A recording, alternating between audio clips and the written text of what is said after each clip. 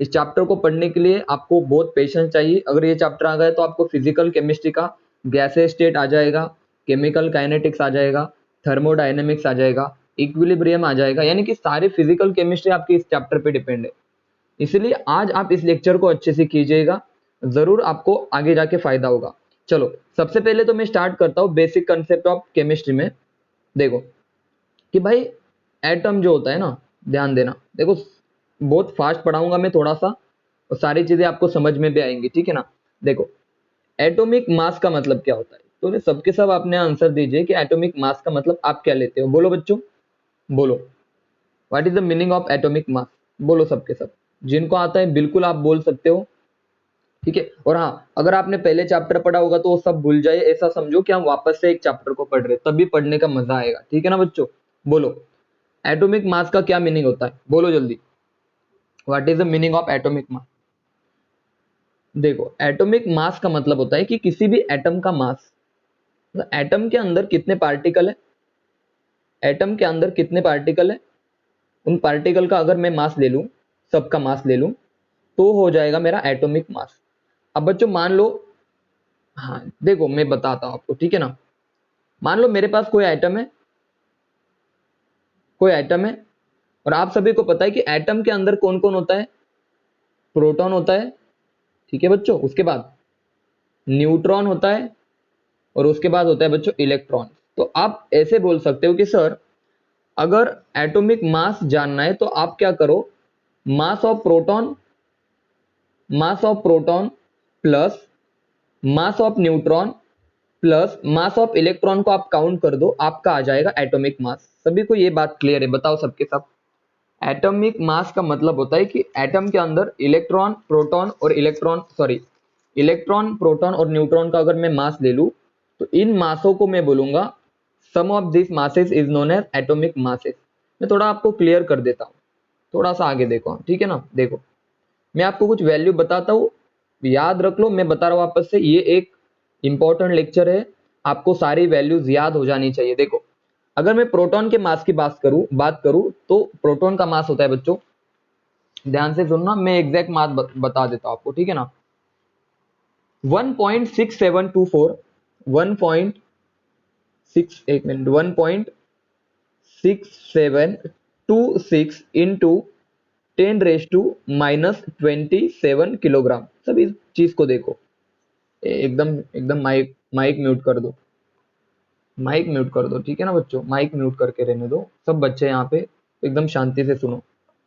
और अगर मैं बात करूं मास ऑफ न्यूट्रॉन की, तो बच्चों न्यूट्रॉन का मास होता है 1.674 इंटू 10⁻⁻27 किलोग्राम, बहुत कम होता है, आप -27 से अंदाजा लगा सकते हो। लेकिन अब मेरा क्वेश्चन आता है, सर प्रोटॉन और न्यूट्रॉन में से किसका मास ज्यादा है, बोलो जल्दी, प्रोटॉन और न्यूट्रॉन में से किसका मास ज्यादा है। आप सब मुझे देख के बताइए, मैसेज करके बताना कि दोनों में से मास किसका ज्यादा है। तो आप सब बोल सकते हो कि सर देखो थोड़ा थोड़ा बहुत है, लेकिन देखो यहाँ पे 7.4 है, 7.2 है, तो फर्स्ट क्वेश्चन तो यहाँ से आता है कि न्यूट्रॉन का मास थोड़ा ज्यादा होता है, इतना नहीं, नियरली इक्वल होता है। ये तो सबसे पहला क्वेश्चन। बच्चों दूसरा क्वेश्चन आता है कि चलो ये बात तो सीखे, सर इलेक्ट्रॉन का मास कितना होता है। तो मैं आपको बता दूं, इलेक्ट्रॉन का मास होता है 9.1 इंटू 10⁻⁻31 किलोग्राम। ये किलोग्राम में ले रहा हूं, ठीक है ना मैं। चलो मैं इसको ग्राम में भी ले लेता हूं, तो ग्राम में इसको मैं लिख सकता हूं, प्रोटॉन के मास को 1.6726 इंटू 10⁻⁻24 ग्राम। देखो मैंने 1000 से मल्टीप्लाई कर दिया, ठीक है ना बच्चों, डिवाइड कर दिया, सॉरी 1000 से मैंने डिवाइड कर दिया, किलोग्राम से हम किस में चले गए बच्चों, ग्राम में चले गए। सिमिलरली अगर मैं बात करूं प्रोटॉन की, तो प्रोटॉन का कितना, न्यूट्रॉन की 1.6746 इंटू 10⁻⁻24 ग्राम, ग्राम में आ गया। और इसका भी कितना आ जाएगा, बोलो बच्चों, 9.1 इंटू 10⁻⁻, कितना, -28 आ जाएगा ना। देखो उसको एक, हाँ ठीक है, 28 ग्राम। तो ग्राम में भी मैंने पढ़ा दिया आपको। तो सबसे पहली बात तो आप सभी को ये वैल्यू याद है बच्चों, मैसेज करके बताओ, क्या सभी को ये वैल्यू याद हो गई, बोलो जल्दी। प्रोटॉन और इलेक्ट्रॉन का मास, क्या सभी बच्चों को ये चीजें याद है, बोलो यस और नो। बिल्कुल आखिरी तक जुड़े रहना है सभी बच्चों को। देखो आपका बहुत ज़्यादा नुकसान हो जाएगा, इस चैप्टर को बिल्कुल मिस मत करो और don't try to see the recorded lecture. सबसे पहले तो मैंने ये बात बताई कि एटम में प्रोटॉन, न्यूट्रॉन, इलेक्ट्रॉन होता है। इलेक्ट्रॉन का मास बताया, प्रोटॉन का मास बताया। अब मुझे एक बात बताओ, सबके सब एक बात बताना, यहाँ पे 27 आ जाएगा, 27 आ जाएगा, ठीक है ना। अब मुझे एक बात बताओ, ओ सॉरी 27 कितना आएगा, सही है ना, 28, हाँ सॉरी 28 ही रहेगा, मैंने क्या कर दिया 28, ठीक है ना, कोई बात नहीं, हो जाता है, मैथ थोड़ी ज्यादा ही वीक है मेरी। अब मेरी एक बात सुनो, अब मेरी एक बात सुनो, अगर मैं आपसे पूछूं, यहाँ पे देखो 10⁻⁻31 और इसका कितना है 10⁻27, तो इन दोनों में डिफरेंस कितना है, कोई बता सकता है, जल्दी बताओ, दोनों में डिफरेंस कितना है, कोई बता सकता है, बोलो। माइनस, देखो मुझे बताओ 10⁻27 और आगे लिख दूं 10⁻31, तो मुझे बताओ बड़ा कौन है, 10⁻27 ज्यादा है या 10⁻37। तो आप सभी को अच्छे से पता है कि सर 27 ज्यादा है, माइनस में अगर 27 है तो ये चीज थोड़ी सी ज्यादा होगी 10⁻31 से। तो अगर मैं आपसे पूछूं न्यूट्रॉन और प्रोटॉन और इलेक्ट्रॉन में, तो आप बोलोगे सर इलेक्ट्रॉन से 1,00,000 गुना न्यूट्रॉन और प्रोटॉन का मास होता है। अब मेरी बात को सुनो, मैंने क्या बताया, यहाँ पे देखो, नेक्स्ट पेज पे देखो, मैं क्या बताना चाहता हूँ, मेरी चीज को बहुत ध्यान से सुनना, मैं बाद में आपको बहुत डिटेल में पढ़ा रहा हूँ, स्टार्टिंग में हम डिटेल में पढ़ेंगे, फिर नेक्स्ट लेक्चर से हम शॉर्टकट में पढ़ेंगे, ठीक है ना, कम समय में ज्यादा चीजें पढ़ेंगे। तो इस लेक्चर को सब अच्छे से देखना, कुछ नई चीजें बताऊंगा मैं, उस चीजों को भी आप क्या करो, ध्यान से सुनो। देखो अगर मैं आपसे बात करूं, प्रोटॉन का मास होता है 1.67 इंटू 10⁻24 ग्राम, यहाँ पे 27 ग्राम लिख देता हूँ, 27 किलोग्राम। और अगर मैं बात करूं इलेक्ट्रॉन की, तो इलेक्ट्रॉन होगा 9.1 इंटू 10⁻31 किलोग्राम। तो आपको एक चीज नोटिस हुई होगी सर, प्रोटॉन जो होता है ना, ये बहुत ज्यादा बड़ा होता है, 1,00,000 गुना, देखो 10⁻5, 10 कितना 5, यानी कि कितना 1,00,000, ठीक है ना, 10⁻5 यानी कि प्रोटॉन बहुत बड़ा होता है इलेक्ट्रॉन से। तो सबसे पहली बात तो आपको ये समझनी चाहिए कि प्रोटॉन बहुत ज्यादा बड़ा है इलेक्ट्रॉन से, ठीक है, मतलब प्रोटॉन का जो मास है, दो प्रोटॉन का मास है वो ज्यादा होता है बच्चों मास ऑफ इलेक्ट्रॉन से। तो अगर मैं आपसे बात करूं, बच्चों मेरी बात को ध्यान से सुनो, बहुत ध्यान से सुनना, नए बच्चे होंगे तो आपको अभी सारी चीजें समझ में आ जाएंगी। मैंने अभी बताया कि प्रोटॉन का मास ज्यादा होता है इलेक्ट्रॉन से। मान लो कोई एटम है ना, तो उस एटम को दो तरह से हम रिप्रेजेंट कैसे करते, देखो मान लो मेरा कोई एलिमेंट है, कोई भी एटम है, और नीचे ऊपर लिखा होता है ए और नीचे लिखा होता है जेड। तो बच्चों ध्यान से सुनना, जेड आपका होता है, बोलो, जेड होता है एटॉमिक नंबर, एटॉमिक नंबर, बहुत धीरे धीरे पढ़ा रहा हूं तो आप समझते जाइए। और ए होता है atomic mass number, atomic mass number, ठीक है ना। चलो बच्चों, एटॉमिक नंबर होता है ना, इसे हम बोलेंगे कि किसी भी एटम के अंदर नंबर ऑफ प्रोटॉन कितने हैं, दैट्स इट। क्या समझे, कि नंबर ऑफ प्रोटॉन कितने हैं उसे हम बोलेंगे एटॉमिक नंबर।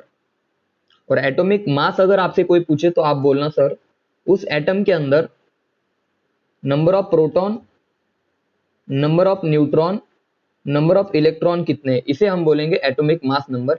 लेकिन आप सभी को पता है, अब मेरे बात को सुनो, मैंने बताया एटॉमिक मास का मतलब होता है बच्चों, बोलो जल्दी, number of proton plus neutron plus electron. लेकिन आप सभी को पता है सर इलेक्ट्रॉन का मास निग्लेक्ट कर देंगे क्योंकि बहुत कम होता है। देखो यार, इनका मास अगर ज्यादा है और इलेक्ट्रॉन का बहुत कम है तो उसको हम निग्लेक्ट कर देते हैं। इसीलिए हमेशा याद रखना atomic mass is equal to number of proton plus number of neutron. बात क्लियर है, मैसेज करके बताओ यस और नो। मैंने आपको दो चीजें बताई, मास नंबर होता है प्रोटॉन प्लस न्यूट्रॉन और एटॉमिक नंबर होता है number of electron, sorry number of proton. तो आप लिख सकते हो, देखो बहुत सिंपल चीजें बता रहा हूं मैं, अभी मैं डिफिकल्ट कुछ बोला ही नहीं, ठीक है ना। अभी तक मैंने आपसे एक भी चीज नहीं बताई जो कि डिफिकल्ट थी, ठीक है ना बच्चों। तो अब देखना ध्यान से, धीरे धीरे मैं एंट्री कर दूंगा मोल कंसेप्ट में, ठीक है, आपकी रिवीजन भी हो जाएंगी और जो नए बच्चे आपको पढ़ने सीखने के लिए भी बहुत चीजें मिलेगी। देखो मैंने बताया अभी, क्या बताया बोलो, हाँ जो हमारा एटॉमिक नंबर था, एटॉमिक मास नंबर था, वो क्या था हमारा? Proton plus neutron. और जो हमारा एटॉमिक नंबर था वो क्या था बच्चों? Number of proton. देखो सुनना अच्छे से, Z is equal to number of proton. और एटॉमिक मास क्या था बोलो? एटॉमिक मास था हमारा mass of proton plus mass of neutron. मुझे तो पहली बात ये बताओ, ये बात सबको समझ में आई? दो फॉर्मूले सबको समझ में आए? बोलो यस और नो, बोलो जल्दी यस और नो। देखो अभी मैं एक ही एग्जांपल लूंगा, आपको सारे एग्जांपल क्लियर हो जाएंगे। देखो सोडियम फेमस एग्जांपल है, तो सोडियम है हमारे पास। सोडियम के ऐसे लिखते, देखो लिखते समय ऐसे लिखते 23 और नीचे लिखते 11। बच्चों इसका मीनिंग होता है कि इसके पास 11 क्या है? बोलो बच्चों, 11 प्रोटॉन है। ठीक है ना बच्चों, 11 प्रोटॉन है, ये होता है इसका मीनिंग। कि अगर Z है, देखो ये वाला Z है नीचे वाला, ठीक है ना, तो 11 प्रोटॉन है, इसका मतलब होता है 11 प्रोटॉन है। और ऊपर देखो सर 23 क्या है, तो आप बोलोगे सर 23 आपका ए है, तो मैं एक ही जगह पे लिख दूं 23। देखो नीचे की तरफ देखो सर, एक ही जगह पे आप लिख दो 23 इज इक्वल टू प्रोटॉन कितने बच्चों? 11 प्रोटॉन है, तो आप लिख दोगे सर 11 प्रोटॉन है प्लस न्यूट्रॉन कितने हमें नहीं पता, तो बोलो न्यूट्रॉन कितने आएंगे? सबके सब बताओ बच्चों, न्यूट्रॉन कितने आएंगे? मैसेज करके बताओ, सबके सब बताओ, एन की वैल्यू कितने आएंगे यहाँ पे? न्यूट्रॉन कितने आ जाएंगे? हाँ तो आप बहुत मारूंगा कैलकुलेशन। अरे भाई अगर 23 एटॉमिक नंबर है, sorry atomic mass number A is equal to 23 है, प्रोटॉन उसमें से 11 है, तो बचे हुए 12 कौन हो गए? बोलो ये 12 आपके कौन आ जाएंगे? हाँ न्यूट्रॉन आ जाएंगे। अभी बताओ सभी बच्चों को क्लियर है ये? अभी मुझे बताओ क्या आपको एक्स्ट्रा एग्जाम्पल लेने की जरूरत है? मुझे सबके सब बच्चे मैसेज करके बताओ कि आप सभी को ये बात क्लियर है कि प्रोटॉन कितने होते हैं किसी एटम के अंदर, न्यूट्रॉन कितने होते हैं, इलेक्ट्रॉन कितने होते हैं? जल्दी बताओ मैसेज करके। ये बात वापस से मैं बताऊंगा नहीं, किसी को क्लियर नहीं है तो बता दो भाई, मैं वापस से बता रहा हूँ बेसिक। इसके बाद लाइफ में कभी ये चीज नहीं देखेंगे हम, ठीक है ना? लाइफ में कभी भी ये वाली चीज हम नहीं देखेंगे। ऑलरेडी रिकॉर्डेड लेक्चर आपको अवेलेबल होगा। चलो नहीं समझ में आए तो बताना। लास्ट एग्जाम्पल ले रहा हूं, उसके बाद हम आगे बढ़ेंगे, ठीक है बच्चों? देखो सुनना अच्छे से एकदम। नहीं इलेक्ट्रॉन के बारे में मैंने बात की क्या? नहीं तो थोड़ा होल्ड करो, ठीक है, मैं बात कर लूंगा। देखो नहीं मैं, देखो अभी वो बातें, वो जो बातें आपके दिमाग में चल रही हो, हम न्यूक्लियर केमिस्ट्री अगर होगा आपके सिलेबस में तो देखेंगे। अदरवाइज ये बहुत सफिशिएंट है आपके, ठीक है ना? हो भी सकते नहीं भी हो सकते, वो एग्जाम्पल पे डिपेंड करेगा। देखो अभी फिलहाल कैल्शियम अगर मैं लिख दूं 40 और 20, तो मुझे बताओ, ध्यान से सुनना, इसमें प्रोटॉन कितने? बोलो जल्दी, बोलो बच्चों। 20 प्रोटॉन है। बोलो बच्चों कितने प्रोटॉन है? तो आप बोलोगे सर 20 प्रोटॉन है। बहुत आसान लग रहा होगा, लेकिन कभी कभी एग्जाम में यहाँ से क्वेश्चन आ जाते हैं बच्चों, ठीक है ना? तो आपको लग रहा होगा कि नीट में ऐसे क्वेश्चन नहीं आते, तो बिल्कुल आप गलत सोच रहे हो। नीट में ऐसे भी क्वेश्चन आते हैं। आप बोलोगे सर 40 में से 20 प्रोटॉन है, तो बचे हुए 20 कौन हो गए? जल्दी बताओ, बचे हुए 20 कौन हो गए? इसमें बचे हुए 20 हो गए बच्चों न्यूट्रॉन। अब आई थिंक सभी को क्लियर है इस एग्जाम्पल पे से मैं क्या बताना चाहता हूँ। मैं आगे बढ़ रहा हूँ। मान लो मेरे पास कोई एग्जाम्पल है कुछ इस तरह से, कोई एलिमेंट है एक्स, ध्यान देना अच्छे से। हाइड्रोजन है, हाइड्रोजन, हाइड्रोजन की बात कर लेता हूं मैं, हाइड्रोजन। बोलो यार इसके पास क्या है? बोलो अब सबके सब। मेरा क्वेश्चन है इसके पास प्रोटॉन कितने हैं, न्यूट्रॉन कितने हैं? बोलो बच्चों जल्दी बताओ, मैसेज करके बताओ। हाइड्रोजन के पास प्रोटॉन और न्यूट्रॉन कितने होंगे? मैसेज करके सब मुझे बताना। न्यूट्रॉन कितने होंगे वो बताओ पहली बात। Very good. देखो अभी मैं आपको बता दूं, सर जेड का मतलब होता है number of proton, number of proton कितने होते हैं? नंबर ऑफ प्रोटॉन तो एक है। तो कॉमन सी बात है सर, अगर ये एक गिवन है तो इसका मतलब ये क्या होगा? आपका प्रोटॉन होगा। तो न्यूट्रॉन कितना है? 0 है। तो सबसे और इंपॉर्टेंट बात, हाइड्रोजन ऐसा एलिमेंट है जिसमें न्यूट्रॉन 0 होते हैं। समझ में आया सभी को? हाइड्रोजन में एक यूनिक कैरेक्टर है, यूनिक चीज, इट हैविंग 0 न्यूट्रॉन। समझ में आया? इसके अंदर न्यूट्रॉन प्रेजेंट नहीं होता। क्या मेरी बात को आप समझ पा रहे हो? मैसेज करके बताओ। हाइड्रोजन के अंदर न्यूट्रॉन नहीं होता। देखो नीट में ऐसे भी क्वेश्चन आते हैं, ठीक है ना बच्चों? तो बिल्कुल आप एग्जाम में जाने से पहले अभी आज ही क्लियर कर दो कि किसी के अंदर न्यूट्रॉन कितने, प्रोटॉन कितने, इलेक्ट्रॉन कितने। चलो बात यहां तक नहीं रुकती, अभी मैंने आपको एक चीज बताई, देखो बच्चों ध्यान से सुनना, आपको एक चीज बताना है मुझे। देखो मेरे पास मान लो कोई कार्बन है, देखो कार्बन होता है ना बच्चों, कार्बन देखो यहाँ पे एक बार देखो, मैं आपसे कुछ चीजें बताना चाहता हूँ। देखो मैं आपको आइसोटोप्स थोड़ा बता दूं, आइसोटोप्स ध्यान देना बच्चों, आइसोटोप्स क्या होते हैं। अब यहां से आगे आपकी कहानी शुरू हो गई, चैप्टर में आप एंट्री कर दोगे। देखो आइसोटोप्स क्या होते हैं, ध्यान से सुनना। आइसोटोप्स क्या होते हैं, देखो हाइड्रोजन, ड्यूटेरियम, ट्रिशियम, ध्यान से सुनना। यहां पे लिख दू एक, एक, एक, ऊपर लिख दू एक, दो, तीन, वेरी गुड। कार्बन 6, 6, 6, 12, 13 और 14। अब आएगा ना मजा बच्चों, अब आएगा ना मजा। अब मुझे बताओ फर्स्ट केस में प्रोटॉन बताओ कितने हैं और न्यूट्रॉन बताओ कितने, बोलो सर। एक प्रोटॉन, ठीक है ना, 0 न्यूट्रॉन। सेकेंड केस में बताओ प्रोटॉन कितने, सर एक प्रोटॉन, एक न्यूट्रॉन। थर्ड केस में बताओ बच्चों, एक प्रोटॉन, 2 न्यूट्रॉन। बच्चों क्लियर है सभी को, मैसेज करके बताओ इज इट क्लियर और नॉट, सबके सब बताओ। ये वाली चीज सबको क्लियर है, जल्दी बताओ। हाँ ये वाली चीज सबको क्लियर है, वेरी गुड। थोड़ा आगे बढ़ते हैं, ये वाली चीज देखो यहाँ पे थोड़ा देखना, यहाँ पे थोड़ा सा देखना, आइसोटोप्स बोल रहा हूं मैं। सर अगर आपने प्रोटॉन की बात की तो 6 प्रोटॉन, 6 प्रोटॉन, 6 प्रोटॉन। और अगर आपने बच्चों न्यूट्रॉन की बात की तो सर जी 6 न्यूट्रॉन, 7 न्यूट्रॉन, 8 न्यूट्रॉन। अब मेरी बात को थोड़ा ध्यान से सुनना बच्चों, अब मेरी बात को थोड़ा ध्यान से सुनना। अगर एटॉमिक नंबर सेम है, अगर एटॉमिक नंबर सेम है, अब ऊपर लिख देता हूं मैं, अब डेफिनेशन को समझो। इन दोनों केस में एक चीज कॉमन है कि सर इनमें भी एटॉमिक नंबर सेम है और इन वाले में भी एटॉमिक नंबर सेम है। यहां पे लिख दू atomic number same, atomic number same, लेकिन एटॉमिक मास नंबर क्या होगा, बोलो बच्चों। एटॉमिक मास नंबर क्या होगा, बोलो सबके सब एकदम अच्छे से बताओ। एटॉमिक मास नंबर अलग होगा, एटॉमिक मास नंबर अलग होगा, डिफरेंट होगा।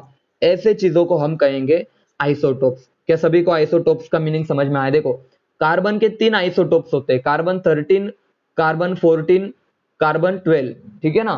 उसके बाद हाइड्रोजन के 3 आइसोटोप्स होते हैं, हाइड्रोजन, ड्यूटेरियम, ट्रिशियम। अब मुझे बताओ क्या अब जाके आपको ये दो चीजें क्लियर है? मैसेज करके बताओ इज इट क्लियर और नॉट। क्या आप सभी को आइसोटोप्स क्लियर है? मैसेज करो, आप सभी को आइसोटोप्स क्लियर है? मैसेज करो बच्चों, बहुत अच्छी बात है। बस याद रहे आइसोटोप्स की definition, same atomic number but different atomic mass number. अब एक और टर्म आपके सामने में लिखूंगा, आइसोटोन्स। ध्यान देना, आइसोटोन, देखो यहां पे देखना, अभी ध्यान से सुनना, मजा आ जाएगा। ये टर्म आपने कभी सुनी नहीं होगी, आइसोटोन्स, ध्यान देना, आइसोटोनस। अब देखना मजा आ जाएगा आपको भी और आपको भी कुछ सीखने को मिलेगा।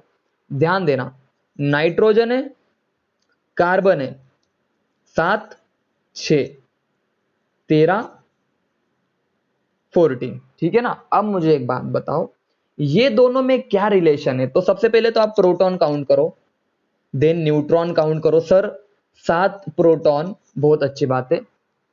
और इधर बताओ कितने प्रोटॉन है, बोलो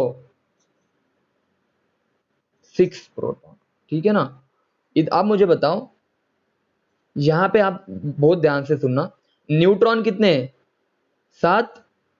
और इधर कितने न्यूट्रॉन है? 7 न्यूट्रॉन। समझे या नहीं समझे? न्यूट्रॉन का नंबर सेम है, देखना आप अच्छे से। अगर न्यूट्रॉन का नंबर सेम है, यहां पे मैं क्लियर लिख दूं, बाकी हमें नहीं पता, कोई सेम हो फर्क देखो, दोनों भी ऊपर देखो, ऊपर की दोनों चीजें अलग है, मतलब मैं लिख दूं एटॉमिक मास भी अलग है और एटॉमिक नंबर भी अलग है, हमें फर्क नहीं पड़ता इन चीजों से। लेकिन सर जी न्यूट्रॉन सेम है, न्यूट्रॉन सेम है। और अगर न्यूट्रॉन सेम रहे, ऐसे चीजों को हम बोलते हैं कि सर ये दोनों एक दूसरे के आइसोटोन से, ये एक दूसरे के आइसोटोन से। मजा आया बच्चों? मैसेज करके बताओ, ऐसे लिख के बताओ कि हाँ सर मजा आया। आइसोटोन्स का मीनिंग क्लियर है, बोलो। आइसोटोन सबको समझ में आया, हाँ या ना? इज इट क्लियर और नॉट?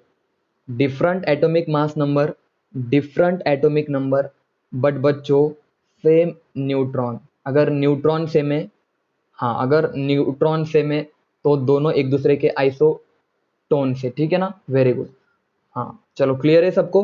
अब आगे बढ़ते थोड़ा सा, मैं जितनी भी आइसो वाली टर्म से आज खत्म कर दूंगा, बेसिक चीजें बहुत ज्यादा बेसिक है। आइसो, देखो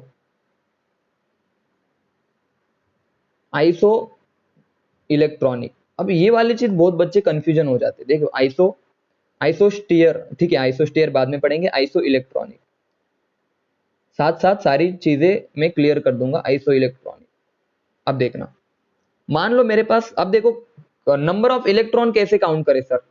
देखो सर नंबर ऑफ इलेक्ट्रॉन कैसे काउंट करे, तो मैं क्लियरली बताता हूं। जितने नंबर ऑफ प्रोटॉन होंगे किसी एटम के अंदर, उतने ही क्या होंगे बच्चों, नंबर ऑफ इलेक्ट्रॉन। क्या बात क्लियर है? किसी मॉलिक्यूल के अंदर, एटम के अंदर जितने प्रोटॉन है उतने ही क्या होंगे, इलेक्ट्रॉन्स होंगे। तो मैं लिख सकता हूं सर, Z को मैं, एटॉमिक नंबर को मैं नंबर ऑफ इलेक्ट्रॉन्स भी बोल सकता हूं, नंबर ऑफ प्रोटॉन्स भी बोल सकता हूं। बच्चों बात क्लियर है? मैसेज करके बताओ। एटॉमिक नंबर को मैं या तो नंबर ऑफ प्रोटॉन बोल सकता हूं, या तो मैं, या मतलब और ऐसे एंड, ऐसे नहीं मतलब ऐड नहीं कर रहा, दोनों को अलग अलग है दोनों। नंबर ऑफ प्रोटॉन भी बोल सकता हूं और नंबर ऑफ इलेक्ट्रॉन भी बोल सकता हूं, ठीक है ना? तो अगर 7 प्रोटॉन है तो उस मॉलिक्यूल के अंदर इलेक्ट्रॉन भी कितने होंगे, 7 होंगे। आई होप ये बात सबको क्लियर है। चलो अब मैं एग्जांपल लेता हूं, ध्यान देना बच्चों, ध्यान से सुनना। आइसो इलेक्ट्रॉनिक का क्या मतलब है? देखो ध्यान देना, CONO ध्यान से सुनो, CO। अब मुझे बताओ, देखो कार्बन के पास मैं आप सभी को बता दूं, कार्बन का एटॉमिक नंबर 6 होता है, ऑक्सीजन का 8 होता है और नाइट्रोजन का बच्चों 7 होता है। तो अब मुझे बताओ बच्चों, कार्बन के पास कितने इलेक्ट्रॉन हो गए यार, सब बताओ। सर कार्बन के पास 6 इलेक्ट्रॉन है, प्लस ऑक्सीजन के पास 8 इलेक्ट्रॉन है, वेरी गुड। सर नाइट्रोजन के पास 7 इलेक्ट्रॉन है, प्लस ऑक्सीजन के पास 8 इलेक्ट्रॉन है, बहुत अच्छी बात है।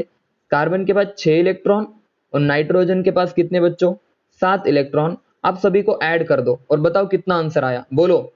इसका कितना आया 12, 14, इसका कितना आया 15, इसका कितना आया बोलो 13। समझ में आया सभी को? तो क्या ये एक दूसरे के ये आइसो इलेक्ट्रॉनिक है या नहीं, बोलो जल्दी। क्या ये आइसो इलेक्ट्रॉनिक है या नहीं, बोलो जल्दी। ये तीनों एक दूसरे के लिए आइसो इलेक्ट्रॉनिक है, बोलो बच्चों।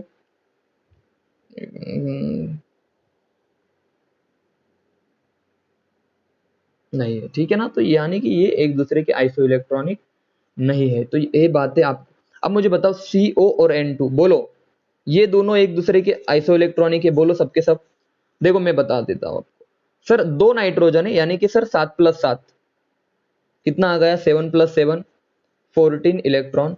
यानी कि ये एक दूसरे के आइसो इलेक्ट्रॉनिक है, ये दोनों एक दूसरे के आइसो इलेक्ट्रॉनिक। यानी कि मैं क्या बताना चाहता हूँ कि जितने नंबर ऑफ प्रोटॉन होंगे उतने ही नंबर ऑफ आपके पास क्या होगा, बोलो जल्दी, उतना ही नंबर ऑफ इलेक्ट्रॉन्स होंगे। तो आइसो इलेक्ट्रॉनिक का मतलब आप सभी को क्लियर है। अब ये देखो, ये तो थी बहुत बेसिक बातें, थोड़ा सा आगे जाते। ध्यान देना बच्चों, एक एक चीज आपके नीट के एग्जाम के लिए, आपके बहुत जितने भी एग्जाम्स है आपके सारे एग्जाम के लिए इंपॉर्टेंट है। सबसे पहले तो मैं आपको बता दूं, ध्यान देना मस्त एकदम ध्यान देना। आप मैं क्या, अब मैं कैलकुलेट करने जा रहा हूं, अब मैं कैलकुलेट करने जा रहा हूं एक प्रोटॉन का मास। मैं एक चीज बता दूं, एक प्रोटॉन का मास जो होता है ना बच्चों, इसे मैं बोल सकता हूं एक AMU। सर एक AMU का क्या मतलब है? देखो बच्चों मैं क्या चीज बताना चाहता हूं आपको, ध्यान देना, बहुत इंपॉर्टेंट बात है, आप ध्यान देना बच्चों। एक प्रोटॉन का मास जो होता है ना, उसको हमने स्टैंडर्ड लिया। स्टैंडर्ड मतलब देखो, हमें जैसे कि हम देखो 1 किलोग्राम, इसको स्टैंडर्ड, किलोग्राम को हमने स्टैंडर्ड लेके चला है, ठीक है ना? स्टैंडर्ड मतलब अगर हमें मास कैलकुलेट करना है किसी का भी, तो ऐसे किलोग्राम के हमारे पास मास होते हैं, ठीक है ना? तो वेट से हम कैलकुलेट करते हैं कि मतलब जो भी हमारे पास अवेलेबल है 1 किलोग्राम का, ठीक है ना?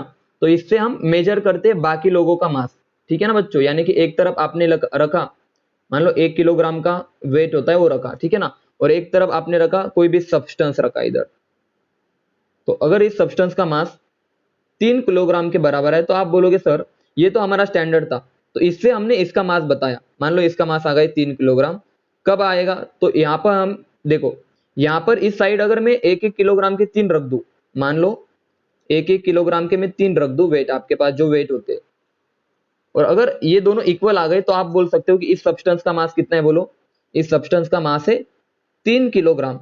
यानी कि हमारे डे टू डे लाइफ में, बात को समझो, हम जो वेट होते हैं उनसे हमारा मास काउंट करते हैं। सिमिलरली केमिस्ट्री में ध्यान देना, एक प्रोटॉन का जो मास होता है ना, उसे बोला जाता है 1 AMU। अब आपको पता है 1 किलोग्राम कहां से आया, देखो मैं बता दूं आपको बता दूं, देखो स्टार्टिंग में एक सिलेंडर था, थोड़ा सा बता देता हूं, और ये सिलेंडर बना था यहाँ पे इंडियम और कोई तो भी मेटल था, ठीक है ना, दूसरा कोई तो भी था, मुझे अभी फिलहाल याद नहीं आ रहा। और इस सिलेंडर था ना, सुनना अच्छे से, एक सिलेंडर था, यहाँ पे लिख देता हूं, एक सिलेंडर, और इस सिलेंडर को हमने स्टैंडर्ड माना। स्टैंडर्ड बोले तो अब जितना भी आपको मास कैलकुलेट करना है, किसी का भी मास अगर आपको चेक करना है तो इस सिलेंडर से आप चेक करो। तो हुआ क्या, मान लो मैंने वो वेट पता है ना आपको होता है, देखो यहाँ पे मान लो मैंने कोई भी बॉक्स रख दिया, यहाँ पे मान लो कोई भी बॉक्स है, और इधर मैंने रखे 3 सिलेंडर, मान लो 3 सिलेंडर है, और दोनों का मास बराबर आ गए, तो आप लिख सकते हो सर एक बॉक्स का जो मास था वो कितना आएगा बच्चों, बोलो, 3 सिलेंडर के बराबर। और ये रियलिटी, ठीक है ना, ये कोई मैं कहानी नहीं बता रहा, ऐसा ही हुआ था। अब उन्होंने बोला हर बार सिलेंडर नहीं लिखेंगे, हम लिखेंगे किलोग्राम। तो समझ में आया आपको, 3 किलोग्राम, यानी कि वो जो बॉक्स था उसका मास कितना आया बच्चों, 3 किलोग्राम आया, जो कि हमने इसको स्टैंडर्ड माना किलोग्राम का। वैसे ही केमिस्ट्री में हम बोल सकते एक प्रोटॉन का मास है वो कितना आएगा, 1 AMU के बराबर आएगा। AMU जो है ना, ये स्टैंडर्ड यूनिट है केमिस्ट्री की, समझ में आया, जैसे किलोग्राम है वैसे स्टैंडर्ड हमारा AMU है। बात क्लियर है, मैसेज करो। एक प्रोटॉन, जैसे एक सिलेंडर, यहाँ पे आप काउंट कर सकते हो, एक सिलेंडर का मास ऐसे आप कंपेयर कर सकते हो, होता है 1 किलोग्राम के बराबर। क्या आप जाके आपको चमका कुछ दिमाग में, मैं क्या बताना चाहता हूँ, एक प्रोटॉन का मास होता है 1 AMU के बराबर, वैसे एक सिलेंडर का मास होता है 1 किलोग्राम के बराबर। इसीलिए याद रखना केमिस्ट्री में AMU एक स्टैंडर्ड यूनिट है। समझ में आया बच्चों, मैसेज करके बताओ, एक प्रोटॉन का मास कितना होता है, 1 AMU। बोलो बच्चों, क्लियर है, यस और नो, बोलो सबको, ये सामने वाली लाइन क्लियर हो गई। अब मेरी बात समझो, हाँ 1 मिनट, हाँ अब मेरी बात को समझो, मैं क्या बताना चाहता हूँ बच्चों। हाँ, एक AMU का मतलब होता है एटॉमिक मास यूनिट, इसको फुल फॉर्म में लिख दूं, जैसे किलोग्राम होता है वैसे एटॉमिक मास यूनिट। अब मैं कितनी सारी चीजें आपको बताऊंगा, देखो, तो आप ऐसे नहीं लिख सकते क्या बच्चों, एक AMU इज इक्वल टू एक प्रोटॉन का मास कितना होता है, सबके सब बताओ, 1 प्रोटॉन का मास कितना होता है, 1.672 इंटू 10⁻⁻24 ग्राम। बोलो बच्चों, लिख नहीं सकते ऐसे, सबके सब मुझे मैसेज करके बताओ, क्या ये करेक्ट लिखा मैंने, बोलो, ये से हम लिख सकते हैं, यस और नो, बिल्कुल लिख सकते हैं सर जी। एक, देखो, एक AMU मतलब एक प्रोटॉन का मास, और आप सभी को पता है बच्चों एक प्रोटॉन का मास कितना होता है, इतना होता है। तो क्या ये बात सबको चमकी, मैसेज करके बताओ, ये बात सबको चमकी, मैसेज करो जल्दी से। सर एक एटॉमिक मास यूनिट बोले तो इतना ग्राम, क्लियर है सबको, मैसेज करो अभी, समझ में आ रहा है सभी को। अब आगे बढ़ो, देखो, हाँ सबको क्लियर है।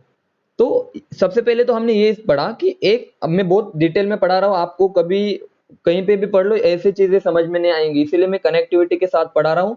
बिल्कुल आखिरी तक बने रहो, तभी मजा आएगा, और जब कट हो जाए तो रिज्वाइन भी कर लेना। देखो अभी मैंने बताया एक प्रोटॉन का जो मास होता है वो होता है आपका 1.67 इंटू 10⁻⁻24 ग्राम, और इसी को मैं बोल सकता हूँ एक AMU, इसी को मैं बोल सकता हूँ दैट इज 1 AMU। अब जरा मेरी बात को सोचो, मेरी बात को समझो, देखो अगर मैं कार्बन 12 की बात करूं, कार्बन 12 यानी कि ये वाला कार्बन 12 की बात करूं, बच्चों ध्यान से सुनना, यहाँ पे मेरी बात को समझो मैं क्या बता रहा हूं। मान लो मेरे पास कार्बन 12 है, ये वाली चीज है, कार्बन 12 एक एटम है। अब मैं इस एटम में अगर चेक करूं तो मेरे पास कितने प्रोटॉन है, तो आप बोलोगे सर इसके अंदर हाँ 6 प्रोटॉन है और 6 न्यूट्रॉन है। बात समझी, बात समझ में आई सबको? इसके अंदर 6 प्रोटॉन और 6 न्यूट्रॉन है। और अगर मैं आपसे पूछूं नियर अबाउट इसका मास कितना होता है प्रोटॉन का, तो आप बोलोगे सर 6 इंटू, बोलो बच्चों, 1.672 इंटू, एक मिनट हाँ, देखो ध्यान से सुनो, एक बच्चों बहुत खतरनाक चीज बता रहा हूं मैं, काफी जहर, मतलब क्या बताओ अभी तुम्हें इसकी इंपॉर्टेंस। देखो अगर मैं बोलूं कि हमारे पास 6 इंटू एक प्रोटॉन का मास कितना है 1.67 इंटू 10⁻⁻24 ग्राम, प्लस 6 इंटू न्यूट्रॉन का मास कितना है 1.67, मतलब नियरली सेम है ना, इंटू 10⁻⁻24। तो आप मुझे एक बात बताओ बच्चों, क्या मैं इन दोनों को, ये देखो ये जो मास दिख रहा है आपको और ये जो मास दिख रहा है बच्चों, दोनों मास सेम है। अब मैं मास के टर्म में बात कर रहा हूं, मैं मास की टर्म में बात कर रहा हूं, तो मास तो दोनों सेम है। तो क्यों ना मैं ऐसे लिख दूं, बच्चों ध्यान से सुनना, क्यों ना मैं इसको ऐसे लिख दूं, देखना, क्यों ना मैं इसको ऐसे लिख दूं, मैं 6 प्रोटॉन 6 न्यूट्रॉन को अलग लिखने से अच्छा मैं लिख दूं ये 12 प्रोटॉन के मास के बराबर है।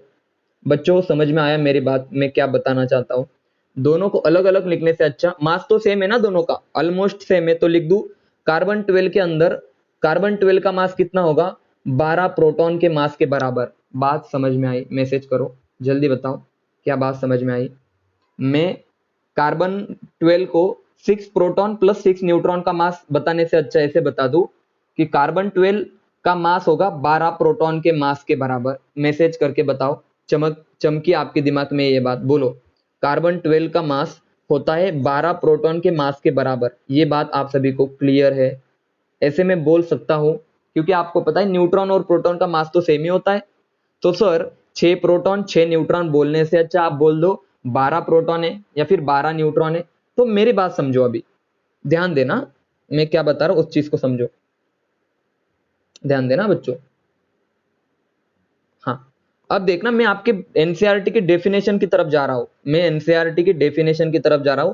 बोर्ड की डेफिनेशन जो बच्चों को कभी समझते नहीं, आप समझेंगे। देखो यहां पे मैं आपको लिख सकता हूं कि सर कार्बन 12 जो है ना इसका मास होता है, बोलो कितना, which is equal to 12 proton का मास, 12 प्रोटॉन का मास, यानी कि एक कार्बन 12 जो है ना, ऐसे लिख दू कार्बन 12, इसके अंदर 12 प्रोटॉन हो गए, तो मैं अगर इसके 12 हिस्से कर दूं, ध्यान देना, अगर मैं कार्बन 12 के कितने हिस्से कर दूं बच्चों 12 हिस्से कर दूं, तो 12 हिस्से देखो 1 2, ये एटम है, कार्बन 12 मेरा एटम है, इस एटम के अगर मैं 12 टुकड़े कर दूं इक्वल 3 4 5 6 7 8 9 12, तो मुझे बताओ हर हिस्से को कितने प्रोटॉन मिलेंगे, मैसेज करके बताओ। मेरी बात सुनो, कार्बन 12 के पास कितने प्रोटॉन थे 12 प्रोटॉन थे, और अगर मैं इसको टुकड़े कर दूं कार्बन 12 को, कार्बन 12 के कितने टुकड़े कर दूं 12 टुकड़े कर दूं, तो मुझे बताओ हर हिस्से के अंदर कितने प्रोटॉन होंगे, मैसेज करके बताओ सब। सर इसके पास एक प्रोटॉन होगा, इसके पास एक प्रोटॉन होगा, इसके पास एक प्रोटॉन होगा, हाँ एक, मतलब हर हिस्से के पास एक एक प्रोटॉन हो गए। तो क्या मैं ऐसे लिख सकता हूं, देखो क्या मैं ऐसे लिख सकता हूं 1/12 मास, ध्यान देना 1/12 मास ऑफ कार्बन 12, कार्बन 12 का जो 1/12 मास होगा उसी को मैं लिख सकता हूं which is equal to mass of 1 proton. बात समझ में आई? मास ऑफ 1 प्रोटॉन। क्या ये लाइन सबको क्लियर हुई? मैसेज करके बताओ। बात मेरी वापस से सुनो, जो 12वां हिस्सा होगा, जो 1/12 हिस्सा होगा किसका, मास ऑफ कार्बन 12 का, उसे मैं लिख सकता हूं मास ऑफ 1 प्रोटॉन। मैसेज करके बताओ बच्चों, इज इट क्लियर और नॉट? जो 1/12 मास होगा कार्बन 12 का, यानी कि कार्बन 12 को मैं 12 बार कट कर दूं तो जो मास मिलेगा मुझे वो होगा मेरा 1 प्रोटॉन के मास के बराबर। इज इट क्लियर और नॉट? जल्दी बता दो, बिल्कुल टाइम मत वेस्ट करो, जल्दी बताओ हाँ या ना, मुझे बताओ। ये सामने वाले, हाँ सभी को क्लियर है, सभी को क्लियर है। देखो मैं बता रहा हूँ, बहुत इंपॉर्टेंट, मैंने इस पे जोर दिया ना इस लाइन पे, तो आपके एग्जाम के लिए इंपॉर्टेंट है। देखो कुछ बच्चों को कभी समझ में नहीं आता मैं, मतलब ये क्या लिखा है, आप समझ में आया? देखो मैंने कार्बन 12 लिया बच्चों, उसके मैंने 12 टुकड़े किए और हर एक टुकड़ा था उसके अंदर जो मास था वो किसके बराबर था, एक प्रोटॉन के मास के बराबर। तो मैं लिख सकता हूं ना 1/12 mass of carbon 12 is equal to mass of 1 proton. और आप सभी को पता है बच्चों, ध्यान से सुनना, आप सभी को अच्छे से पता है mass of 1 proton is equal to क्या होता है, बोलो। Mass of 1 proton is equal to क्या होता है, बोलो सबके सब। 1 AMU, 1 AMU होता है। तो आप ऐसे भी लिख सकते हो सर 1 AMU इज इक्वल